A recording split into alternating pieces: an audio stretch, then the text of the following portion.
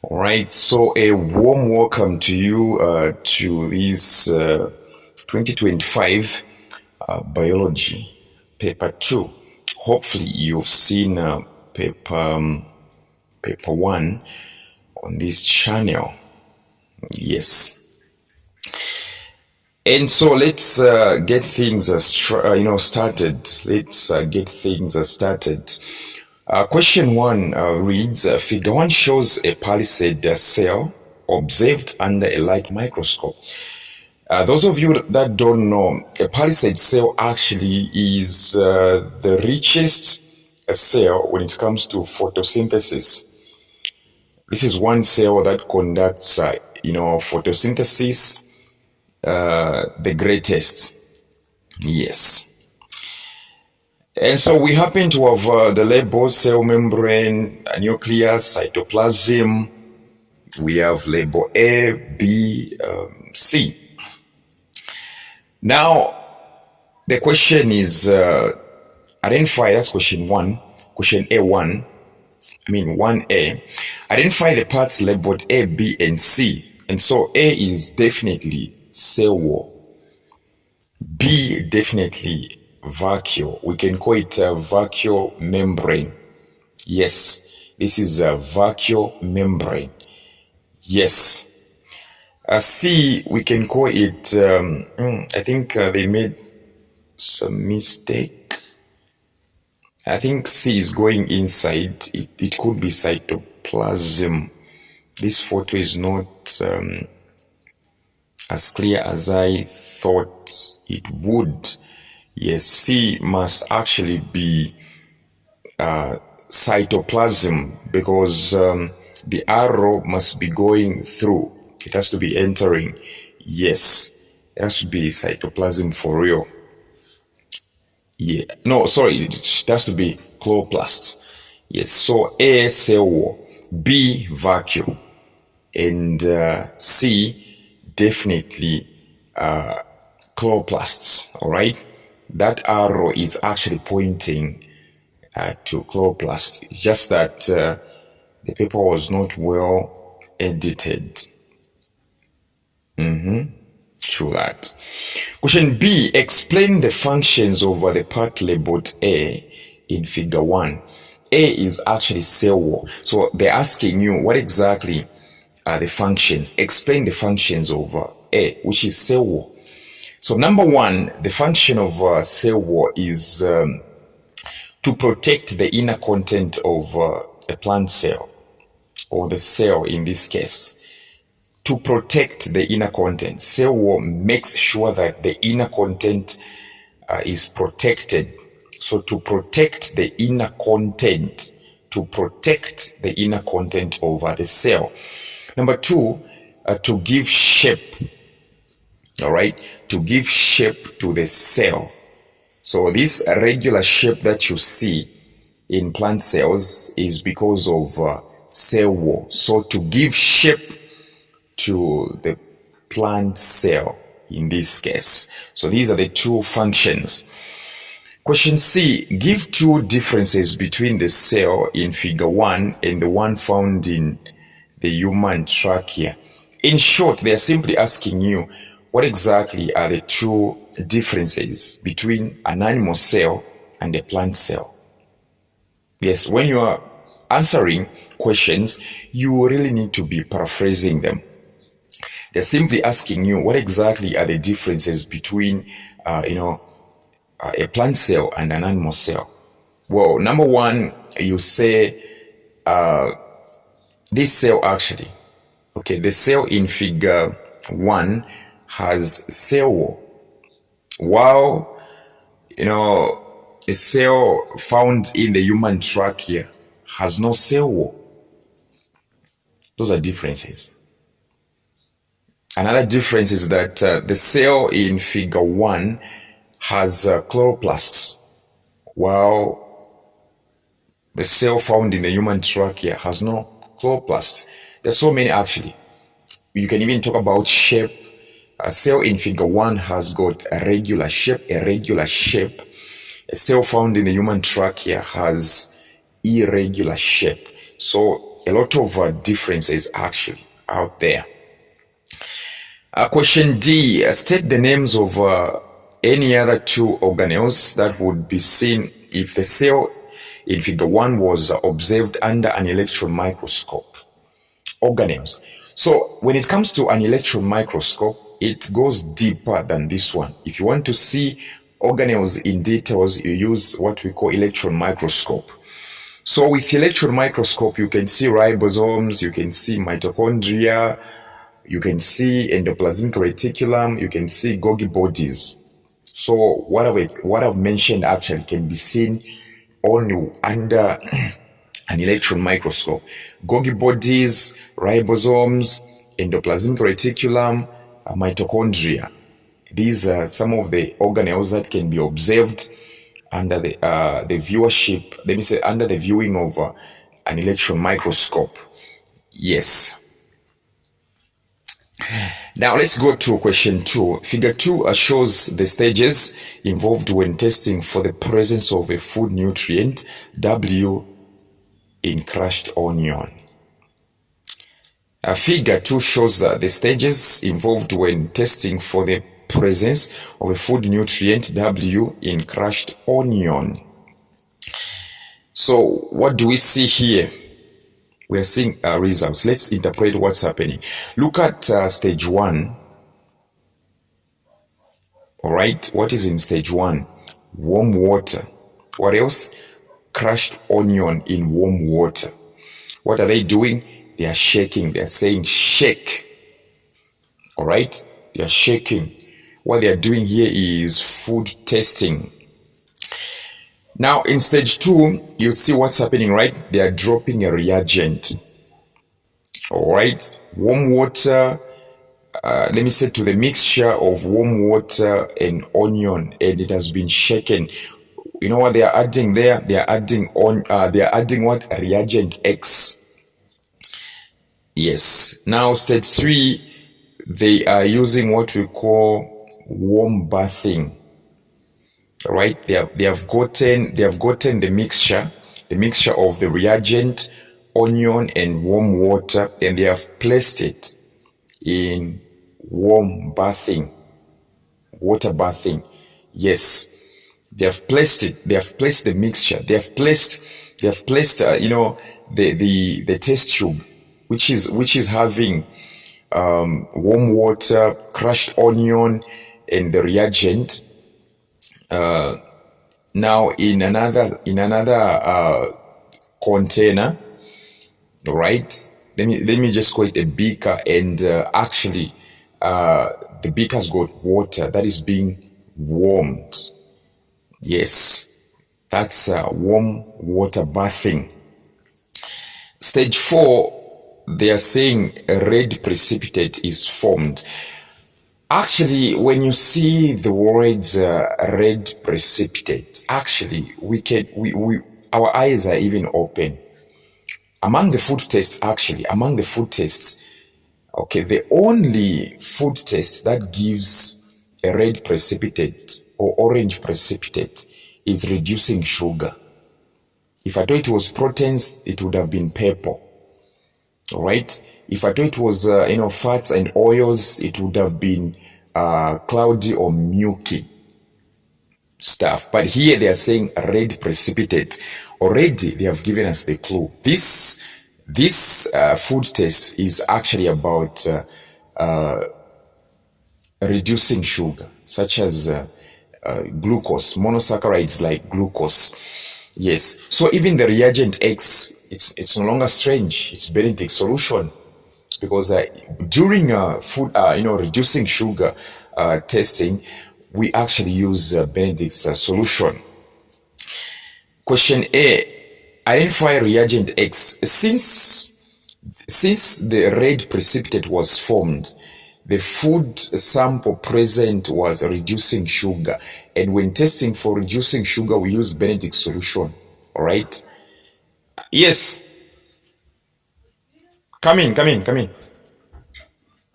All right. Sorry, guys. That was my sister. So here, the reagent X, there is no other thing actually. It's simply reducing sugar.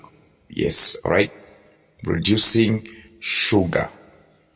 Okay, reducing sugar method. So the reagent is Benedict's solution. All right, the reagent X is actually Benedict's solution. Sorry, I meant to say this testing is actually about reducing sugar. So the reagent X is no other thing but Benedict's solution or Benedict's reagent. Question B, explain why the onion was crushed and shaken with warm water. Why crushing the onion and placing it in warm water? Interesting question. Why? Well, the answer is very simple. The answer is very simple. To increase the surface area. To increase the surface area, and warm water helps to break the sample, making the reagent, which is the Benedict solution, making the reagent to react with the substance. Very interesting answer. To increase the surface area. To increase the surface area, and warm water helps to break the sample, making the reagent to react with the substance. Yes, that's it. Next question actually reads, question C1. From the result in stage 4, which nutrient in the onion was being tested for? And of course, I've sung this song over and over again. It's a reducing sugar, which is carbohydrate. Reducing sugar is among the carbohydrates. Yes, so the nutrient here is definitely carbohydrates. All right, carbohydrate, because reducing sugars fall under carbohydrates. C2, name the class to which the nutrient identified in C1 belongs. All right, the class. Listen, among carbohydrates, like reducing sugar here, they've got actually classes. We have monosaccharides, we have disaccharides and polysaccharides. So the class here is monosaccharides. Okay, the class is monosaccharide. Yes. So C1, let's go back to C1. The nutrient is carbohydrates. Okay. Yes. The class over the food that we are testing here is monosaccharide. All right, like glucose, fructose, or galactose. Question C3, name one other class of nutrients found in onion other than the one identified. Class of nutrients. Apart from the class that I've mentioned, which other class? Well, onions have got fibers as well. So you can say roughage or dietary fibers. All right, roughage or dietary fibers. So in onion, apart from carbohydrates, there are also dietary fibers. Yes. Question D, explain the importance of food nutrient W in the human body. In short, what exactly are the importances of carbohydrates in our bodies? What exactly are the importances of carbohydrates in our bodies? All right, very simple. Energy production, muscle functions, cellular growth and repair. These are among the importances of carbohydrates in our bodies. Energy production, muscle function, cellular growth, not forgetting cellular repair. Yes, these are among the functions of carbohydrates in our bodies. Now let's jump to question 3. Figure 3 represents 3 different models of gaseous exchange in different animals. Figure 3 represents 3 different models of gaseous exchange in different animals. So model 1, we can see obviously oxygen is entering, carbon dioxide is going out, and oxygen is actually on the right hand side. Carbon dioxide is leaving from the left hand side. And we can see the pattern, right? The arrows, they are not making any turns, they are going straight. Model 2, actually, we can see what's happening. We don't see carbon dioxide going out. We only see oxygen entering, right? And it's getting separated. One oxygen is going actually or to the right hand side, the other one is going to the left hand side. All right, yes. Model 3, observe very well. Model 2, carbon dioxide is not going out. Check very well. Model 3, we can see tissues quite alright, just like in model 1 we saw blood capillary. Model 3, we can see carbon dioxide entering into the tissues. Oxygen is entering into the tissues, carbon dioxide is leaving, but we can see the model, the thing is tissues there. The difference, the obvious difference between model 1 and model 3 is that in model 1 we have blood capillary, model 3 we have tissues. Have you seen the difference, right? It's almost the same. Check very well. It's almost the same, but look, in model 1 it's about blood capillary. Model 3 tissues. Model 2, it's only oxygen that is entering, and it's getting separated. One is going to the right hand side, one to the left hand side. Carbon dioxide is not leaving, if you check very well. Now let's go to the questions. Question A reads, which model represents gaseous exchange in human beings? Okay, A1 in human beings, A2, okay, in insects. Let's choose wisely. In human beings, definitely it's model 1, blood capillary. The clue was blood capillary. That was the first clue. All right, that's how gaseous exchange takes place over the alveolus. Okay, over an alveolus rather. Okay, in human beings. Insects, definitely it's model 3 because of the word the tissues. All right, insects, it's model 3. All right, and I would love to believe that model 2 is actually in fish, but we'll reach that part.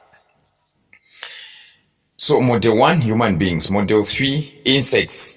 Question B, give reasons for your answer in A by referring only to the models in figure 3. In short, why have you chosen model 1 for human beings? Why have you chosen model 3 for insects? Well, very simple. In human beings, gases, okay, carbon dioxide, let me say in human beings, carbon dioxide diffuses out of capillaries, blood streams, into the alveoli, while oxygen diffuses into the capillaries, bloodstream out of alveoli, as shown in model 1. You simply use the information that is available.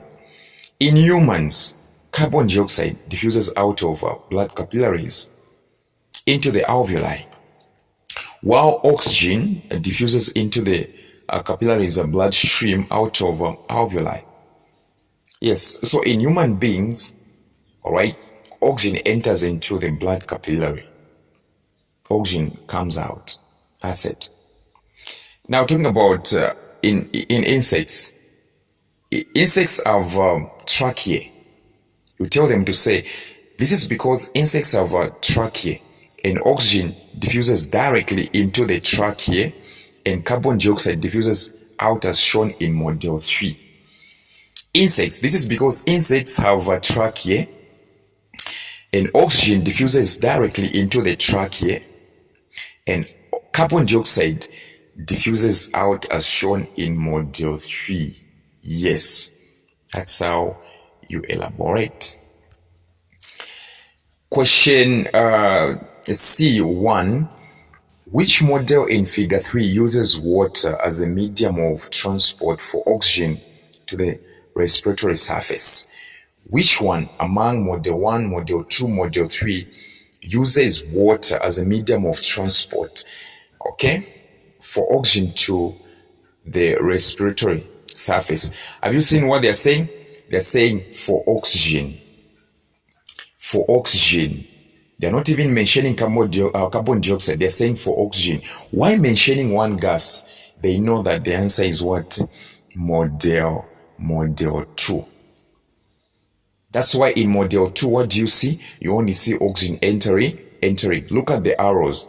They are only for oxygen. Those arrows are only for oxygen. Those arrows are only for oxygen. That's why you realize that they are even mentioning oxygen alone. So the answer here is model 2. Question C2. Name one living organism which uses the model identified in C1. In short, the model 2. Name one living organism that does that uses model 2. Of course, the answer is fish. The answer is what? In fish. Question D suggests structures that aid, which means which help. Suggests structures that help movement of air into and out of model 1. Okay, in short, mention the structures that help movement of air. Okay, mention structures that help gaseous exchange in model 1 and model 3. So to paraphrase this question, they're simply asking, since we said model 1 is in human beings, model 3 is in insects, they're asking, mention the structures which help gaseous exchange in human beings. Also mention the structures which help gaseous exchange in insects. Yes. So in model 1, the structures, we have trachea, which is the windpipe. In human beings, windpipe. Very important, right? Windpipe. All right? Windpipe. Also your nose, also your mouth, also your bronchi and your bronchioles. There are a lot actually.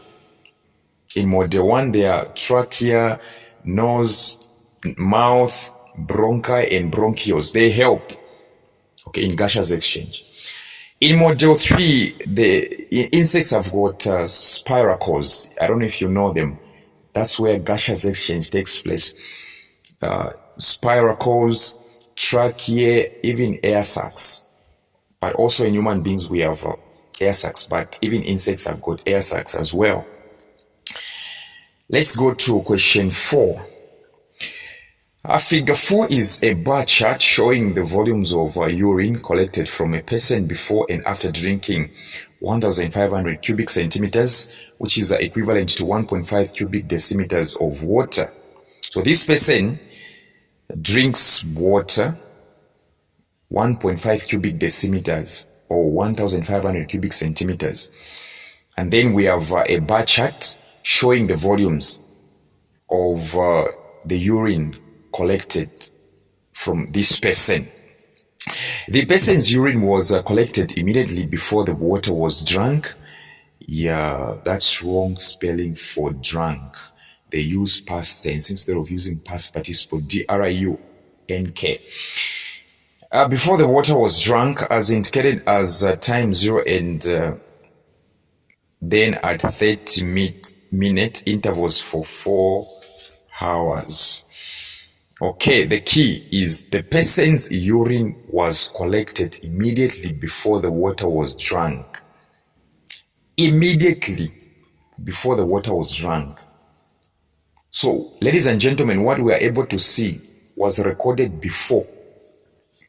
Before he drank water, before the water was drunk. Okay? Was drunk as indicated at 0 and then at 30-minute intervals for 4 hours. All right? All right. So it was done before he drank and after drinking, then at intervals actually, 30 minutes. So they were collecting, okay, they were collecting data every after 30 minutes, but for 4 hours. So they collected data 8 times.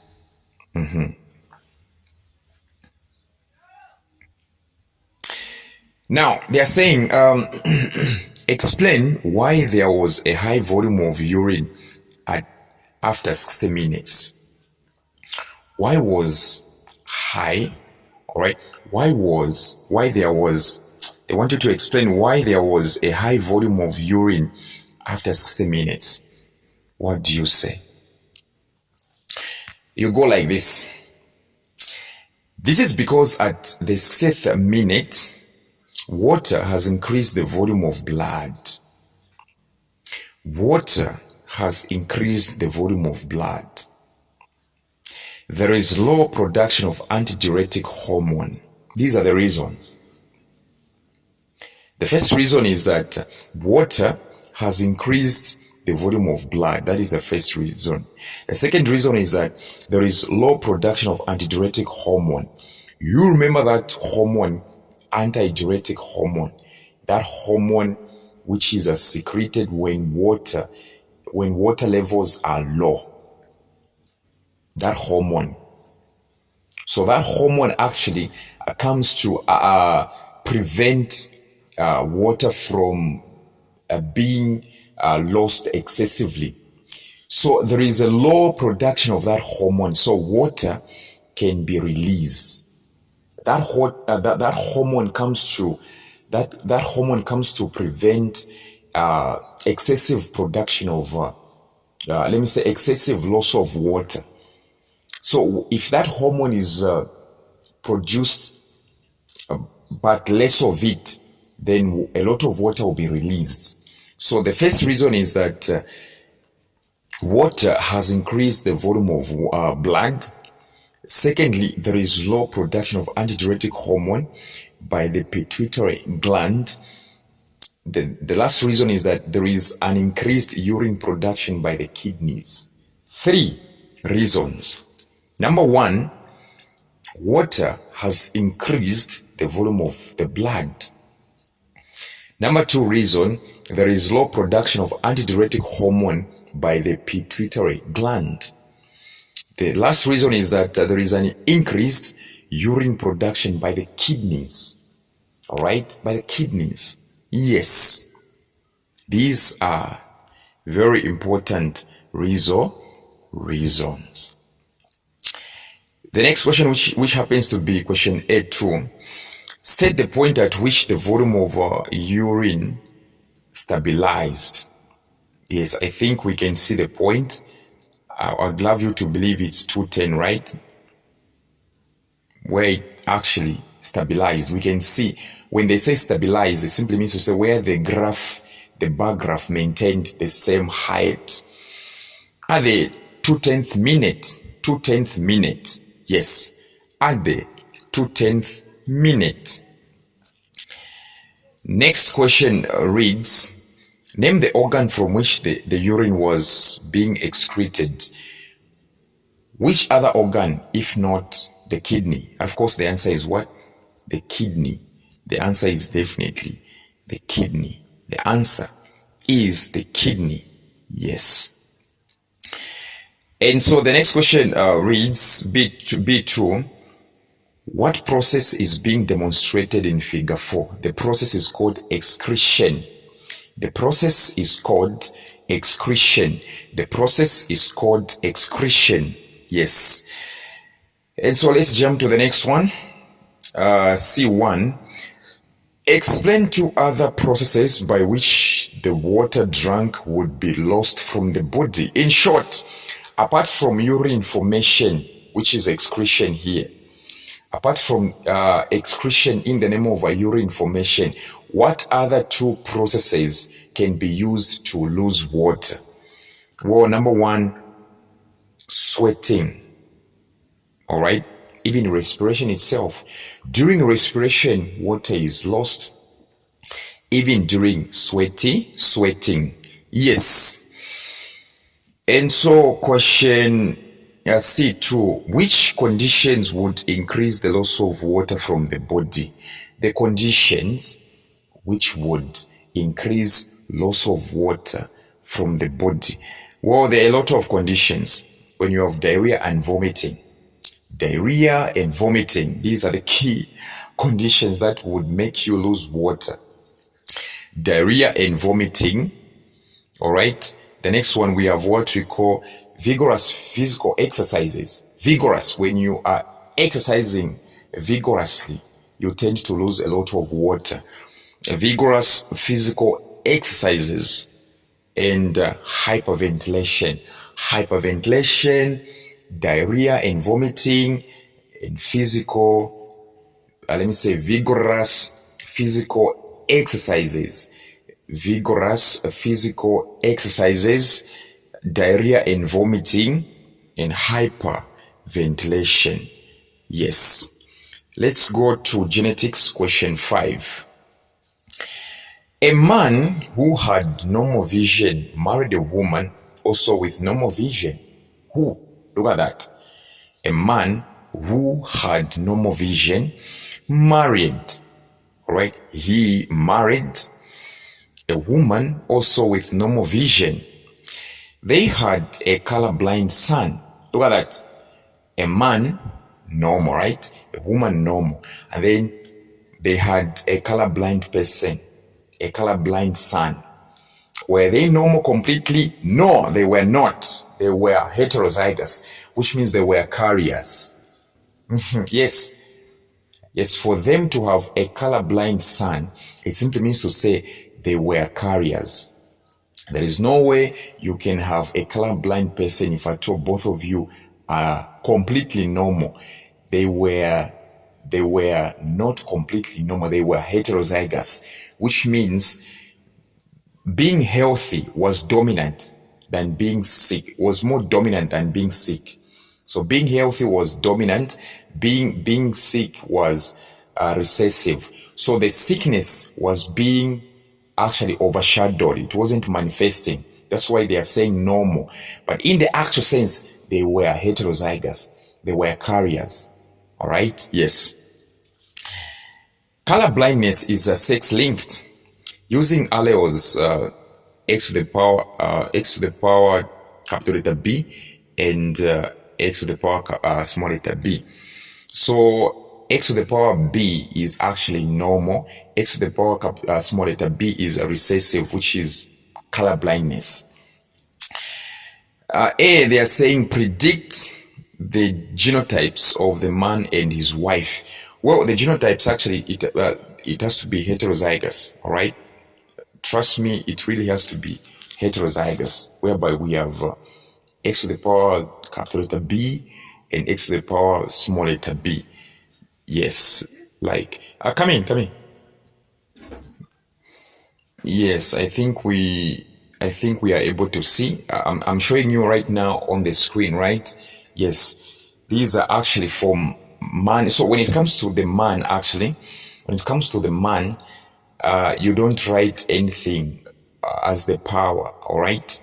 Because it's Y chromosome, right? It's Y chromosome.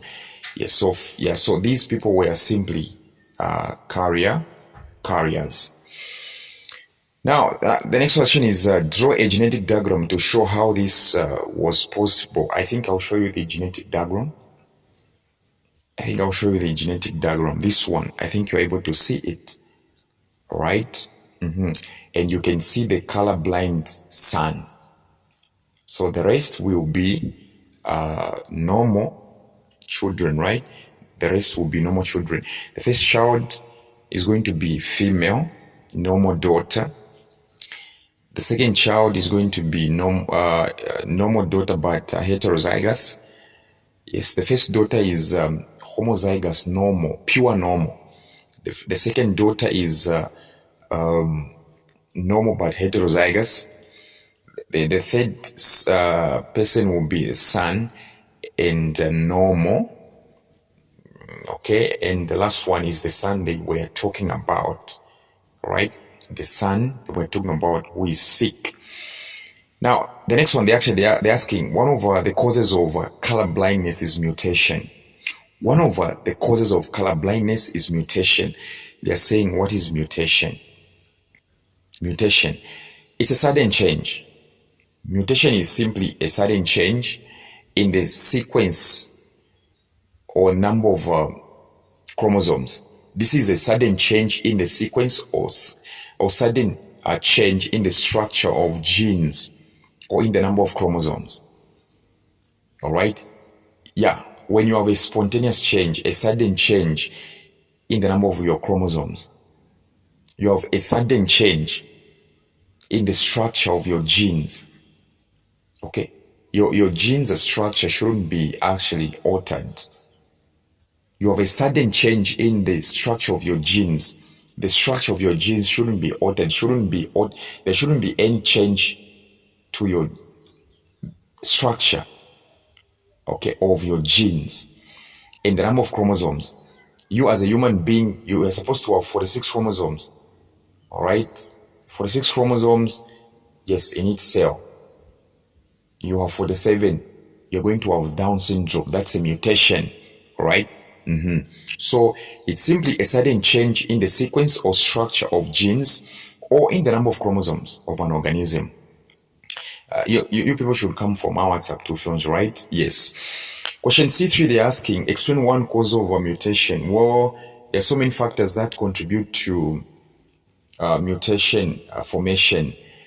We have environmental factors, all right?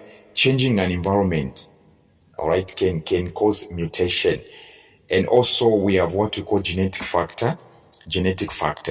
Yes, genetic factors. They can also contribute to the formation of a mutation. Yes, so come for our WhatsApp tuitions. You're very much welcome.